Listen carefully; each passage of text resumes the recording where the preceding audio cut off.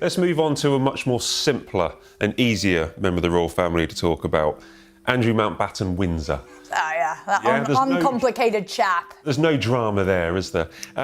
30 rooms to 5. That's the downgrade facing Andrew Mountbatten-Windsor, the disgraced former Duke of York, who has spent over 2 decades living at Royal Lodge in Windsor Great Park.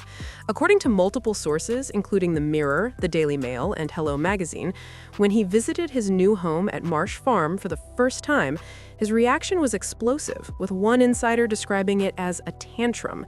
The farmhouse reportedly has a pest control problem, the renovations remain unfinished, and the man who once entertained at Buckingham Palace was allegedly appalled by what he saw. What exactly happened during that visit, and why has this 5-bedroom property on the Sandringham estate sent a former prince into such a reported fury? Look, we've been up to what we believe is a place called Marsh Farm. It's at Sandringham. Yeah. We've been looking at it this week, the last couple of days, and a lot of security fences are going up. A lot of work's being done on getting this house into shape for a former prince. Andrew has existed in a strange kind of limbo since his catastrophic 2019 interview with Emily Mightless. The sweating claims, the Pizza Express alibi, the complete failure to express regret over his friendship with Jeffrey Epstein, all of it effectively ended his public life as a working royal. And yet, for years afterward, he managed to cling to Royal Lodge, that beautiful 30-room mansion that costs an absolute fortune to maintain. The property belongs to the Crown Estate, which made Andrew essentially a tenant, and the landlord has finally run out of patience. Appreciating the scale of his reported fury requires understanding how far he has fallen. Decades of living at the very heart of royal privilege shaped this man, from his apartment at Buckingham Palace to his years at Royal Lodge with its sweeping grounds, its privacy, and the status that came with it. One source quoted in the Daily Mail put it plainly, stating that Andrew has not lived anywhere this small since leaving his Buckingham Palace apartment decades ago. Most people would look at a 5-bedroom farmhouse on a royal estate and feel they had won the lottery. Andrew, according to reports, looked at it and saw humiliation. We think that it should be, or we're led to believe, that he should be out of or into his permanent home by Easter. However, he could be out of Royal Lodge and into a temporary place by the time of his birthday, his 66th birthday next month. These photos of Marsh Farm, it's a ramshackle place. It's run down. The visit itself played out like this, according to reporting from multiple outlets. Andrew traveled to Sandringham recently to inspect Marsh Farm for the first time, a property that has sat empty for years and remains under significant renovation. Workers have been putting up security fencing, while CCTV systems and broadband connections are being installed, and landscaping work is planned to provide more privacy since the farmhouse sits near a public route. On paper, his activities sounded routine, walking the site, checking renovation progress, reportedly even dealing with measurements for curtains. But here's the thing, his reaction behind closed doors was anything but calm, according to multiple sources. The Mirror reported that Andrew described the property as pokey and ramshackle, with the word appalled appearing in their coverage. One source went as far as calling his response a tantrum, and another insider told the Daily Mail that he really didn't want Marsh Farm and had made that abundantly clear to anyone who would listen. And that's when the pest control situation made everything worse, with vehicles observed at the property during Andrew's visit.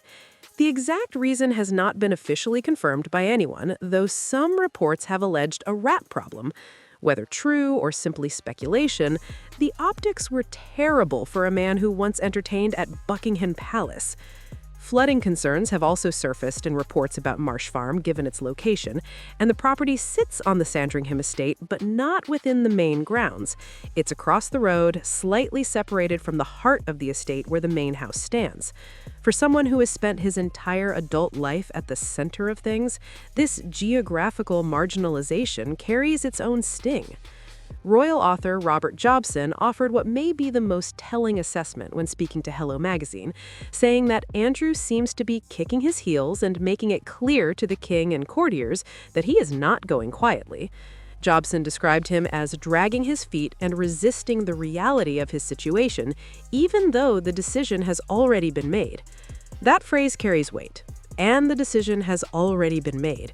Negotiation is not on the table here, and Andrew can resist all he wants, but the outcome is not in doubt. Be happy there, Arthur. Well, I mean, people describe the Sandringham estate as not very nice, but I mean, it's beautiful. I mean, it's just tree lined. It's absolutely where that farm is. It's not on. It's over by the other side of the road. You know, it's not in the actual estate, but it's part of it. The timeline makes his position even clearer. Moving vans have now been seen at Royal Lodge, and according to reports, Andrew is expected to fully vacate the property before his 66th birthday in mid-February. At that point, the keys will be formally returned to the Crown Estate, ending his time at Royal Lodge officially, legally, and completely. Until Marsh Farm is ready, Wood Farm Cottage on the Sandringham estate will serve as his temporary accommodation, the same cottage previously used by the late Prince Philip during his retirement years. It's comfortable enough, but smaller still, and the arrangement is very much temporary. One source quoted in recent reporting claimed that Andrew has now come to terms with the move and understands that this is his future. Perhaps that's true on an intellectual level. His reported reaction during that visit suggests something different, suggesting that emotionally he is nowhere close to accepting how dramatically his circumstances have changed. The situation with Sarah Ferguson adds another layer to this story that keeps surfacing in recent coverage. Fergie has continued living at Royal Lodge alongside Andrew for years, despite their 1996 divorce, an arrangement that has always raised eyebrows.